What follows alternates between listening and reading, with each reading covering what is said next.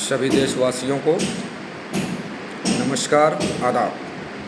मैं इरफान खान, हिंदी प्रवक्ता, जवाहर नवोदय विद्यालय पालक्काड। जैसा कि आप सभी लोग जानते हैं कि आज 15 अगस्त का एक राष्ट्रीय पर्व है। यह पर्व सभी पर्वों में से मुख्य माना जाता है।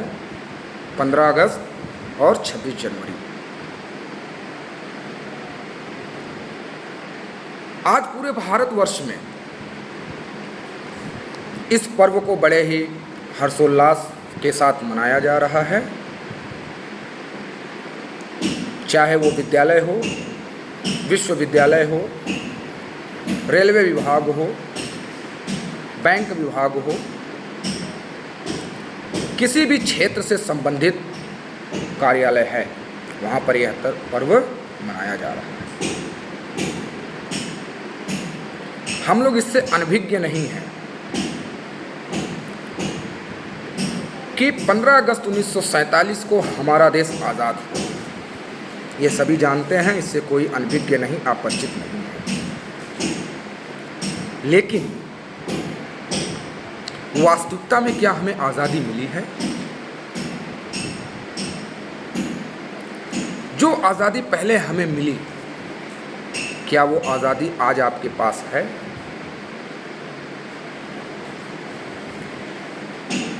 पहले देश हमारा गुलाम था, अंग्रेजों का गुलाम था, और आज हम गुलामी की ओर अग्रसर हैं। ये कहने को सिर्फ आप इसको कह सकते हैं कि हम स्वतंत्र हैं, लेकिन मेरा मानना है कि आप पूर्ण रूप से स्वतंत्र नहीं हैं। क्योंकि पहले अंग्रेजों के गुलाम हमारे पूर्वज हुआ करते थे, अपनी बातों को रख नहीं सकते थे, अपने विचारों की अभिव्यक्ति को व्यक्त नहीं कर सकते थे। जब वो अपनी बात को, अपनी समस्या को ब्रिटिश गवर्नमेंट के सामने रखने जाते थे तो उनको मारा जाता था, उनको पीटा जाता था, बंदूक के कुंदे से मारा जाता था, उनको पानी नहीं पीने दिया जाता था, उनको खाने के लिए कुछ भोजन उपलब्ध नहीं कराया जाता था, और ज़बरदस्ती उनसे बैलों की तरह काम कराया जाता था।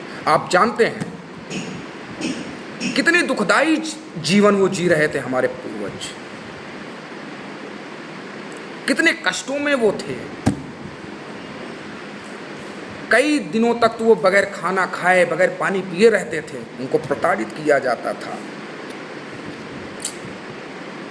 इसमें आप जानते हैं कि बहुत से क्रांतिवीरों ने अपने प्राणों की आहुति दे करके देश को आज़ाद कराया है। वहाँ पर सभी वर्ग, सभी समुदाय, संप्रदाय के लोग देश को आज़ाद कराने में अपना बलिदान दिया है, अपना सहयोग दिया है। आप जानते हैं, क्या वास्तविक रूप से आप जानते हैं, क्या हमें भगत सिंह वाली आज़ादी है, या हमें चंद्रशेखर आज़ाद वाली आज़ादी है, या हमें महात्मा गांधी वाली आज़ादी है, या बाल गंगाधर तिलक वाली आज़ादी है, या अशफाक उल्लाह खां वाली आज़ादी है? क्या आपको लगता है कि वो आज़ादी हमें मिली है? नहीं मिली है। पहले हम अंग्रेजों के गुलाम हुआ करते थे, मानसिक रूप से प्रताड़ित किया जाता था, शारीरिक रूप से प्रताड़ित किया जाता था। आज भी वही दौर चल रहा है। वो दौर ये है कि आपको अपनी अभिव्यक्ति की, अभिव्यक्त को स्वतंत्र बोलने की अभिव्यक्ति नहीं है, आज़ादी नहीं है आपको। आप अपने विचारों को व्यक्त नहीं कर सकते हैं।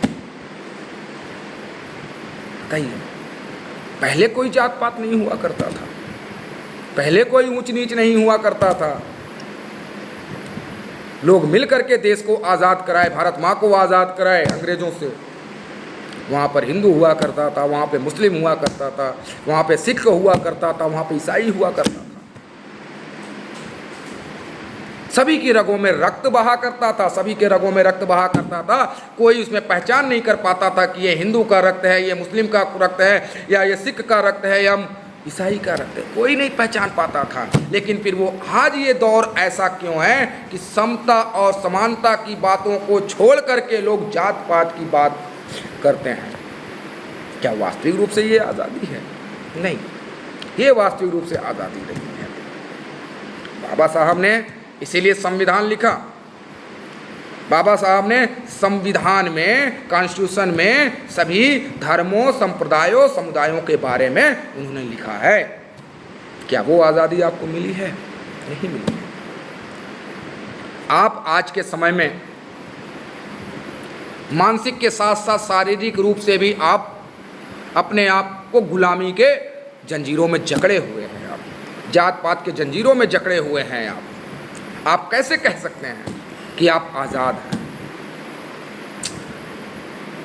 बताइए, ये आज़ादी वास्तविक रूप से ये आज़ादी नहीं है। आज़ादी बल्कि ये है आपके अंदर समता और समानता की भावना होनी चाहिए। आपके अंदर सौहार्द और प्रेम की भावना होनी चाहिए। आपके अंदर मित्रता की भावना होनी चाहिए। आपके अंदर भाईचारा की भावना होनी चाहिए। आपके बगल में कोई भूखा है, उसको खाना खिलाने वाला होना चाहिए, पानी पिलाने वाला होना चाहिए। समता और समानता की भावना आपके अंदर होनी चाहिए। लेकिन मित्रों, आज ये चीज़ नहीं है।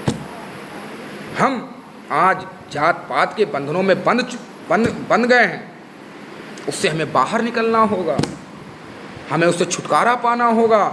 तब जाके अबुल कलाम आज़ाद, महात्मा गांधी, पंडित जवाहरलाल नेहरू, अशफाक उल्लाह खां, सुखदेव जैसे क्रांतिवीरों की बलिदान सफल होगी।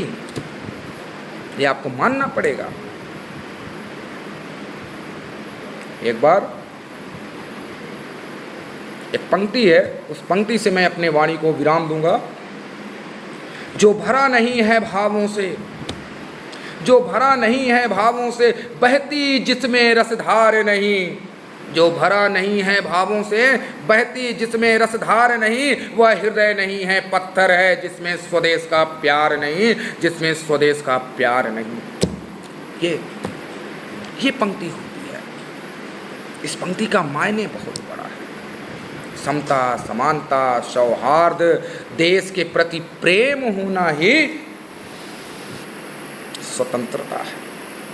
हमें इन सब चीज़ से ऊपर उठना है।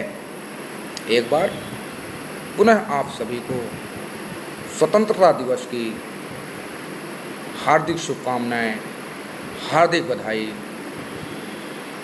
इन्हीं शब्दों के साथ मैं अपने वाणी को विराम देता हूँ। जय हिंद, जय भारत।